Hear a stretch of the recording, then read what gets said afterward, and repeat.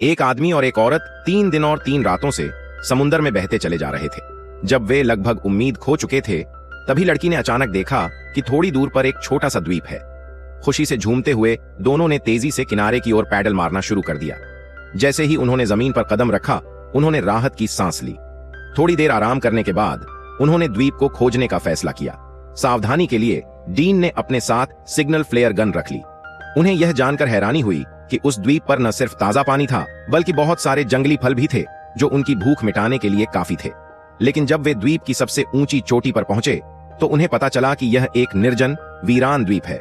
इसलिए उन्होंने तय किया कि वे कुछ समय के लिए वहीं रुकेंगे। जल्द ही डीन को एक गुफा मिली जो उन्हें हवा और बारिश से बचा सकती थी, लेकिन अफसोस, वो गुफा चमगादड़ों से भरी हुई थी। डरकर दोनों सीधे पानी में कूद पड़े और उन्हें वापस समुद्र तट पर लौटना पड़ा। उसी समय डीन ने देखा कि उनकी रबर की नाव लहरों में बह चुकी थी। नाव के बिना दोनों गहरे दुख में डूब गए। उन्हें अब रात उस द्वीप पर ही बितानी थी। सौभाग्य से डीन के पास एक लाइटर था और उसने तुरंत आग जलाई ताकि वे गर्म रह सकें। फिर भी लड़की ठंड से कांप रही थी, तो डीन ने उसे अपने कपड़े दे दिए।